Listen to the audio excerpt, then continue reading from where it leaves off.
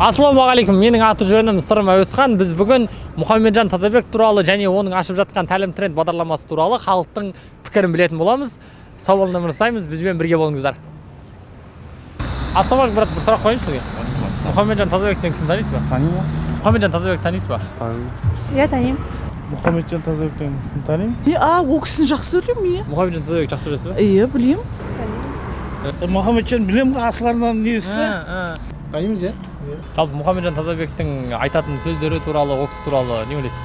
Ол кісінің айтатын сөздері тәрбиелік негізі өте зор. Жақсы білемін.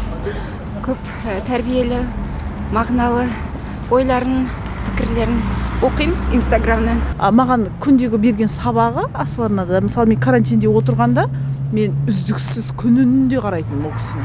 Сағат, өтірік айтпаймын, сағат 7 кезінде именно соның сабағын мен тыңдайтын өз басым. Ол кісі тәлім тренд деген бағдарлама ашып жатыр ұлттық арнадан. Естідің бе ол туралы? Иә, есім. Дұрыс деп ойлайсың ба, дұрыс емес деп ойлайсың ба? Дұрыс деп ойлаймын. Мен дұрыс деп ойлаймын.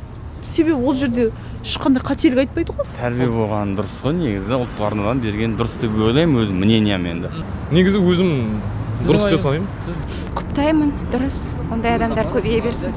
Бір топ адам енді ол кісіні ұлттық арнаға барған дұрыс емес, жалпы ол кісі елге қауіпті деп айтып жатыр да, жалпы ол жақсы сөздер айтпайды деген сияқты. Сіз қалай ойлайсыз? Жоқ, Алла сақтасын, мен құптаймын. Дұрыс емес ол. Ол кісі Қазақстанға керек. Неге керек ол? Енді қалай айтсам, жалпы енді жастарға сондай бір ақыл айтатын, дұрыс жол сілтейтін кісі керек. Жалпы Мұхамеджан Тазабек Қазақстанға қауіпті деген пікірлер айтылып жатыр. Осымен қаншалықты келісесіз? Келіспеймін. Неге? Білмеймін, ол кісінің білмеймін, ұнайды бәрі несі. Қазақстан қауіпті деген пікірде. Сіз қалай ойлайсыз?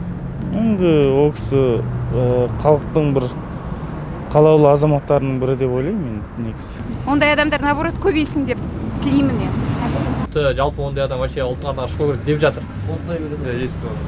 Оттай береді олар. Дұрыс сөздер айтады, ешқандай үйреніш жоқ оның нелеріне. Бұрыннан білеміз ғой. Өз басыма маған ұнайды, наоборот көп ашсын сол арнаны. Қанша адамға оның пайдасы тиеді. Мен жасыратыным жоқ. Өз басыма ұнайды. Сіз айтыр өміріңізде пайдаланасыз ғой айтқан сөздерін. Иә, пайдаланамын. Пайдасы тие ме өмірде? Тиеді. Ондай адам керек пе Қазақстанға? Иә, әрине керек қой. Жоқ, ол кісінің берген тәрбиесі осы жастарға жақсы деп ойлаймын. Жақсы шықсын. Өзіңізде тыңдайсыз ба, пайдаланасыз ба өмірде? Иә, әрине. Инстаграмдан да бір оқып тұрғанда кейбір кезде бір болып қалады да деп енді сондай бір ой салатын, осылай екен ғой, мен жасап жатқан дұрыс екен ғой деген сияқты сондай ойлар болады. Толқыған азамат деген ұлттың жанашыры екені көрініп тұр. Жақсы деп ойлаймын, өзім ойымен әрқилада әрқиял дейді ғой. Ешкім аузын қақ қылмайсың, біреуге ұнайсың, біреуге ұнамайсың. Өзім мен тыңдаймын, жақсы тыңдаймын. Асылардың тәлім трендті көремін. Сізге былай қазаққа пайдасы бар адам ба? Пайдасы бар адам ғой жалпы өмірде. Кез келген адам жөнге салатын, тәрбие беретін адам ғой. Өзім ойлаймын, ойым сол. Енді қазаққа бір тәрбие ретінде әлгі айтады ғой, қазаннан қақпақ кетсе иттен ұят кетеді дей ме? Сол үшін мүмкін сондай азаматтар керек деп ойлаймын. Жақсы, рахмет.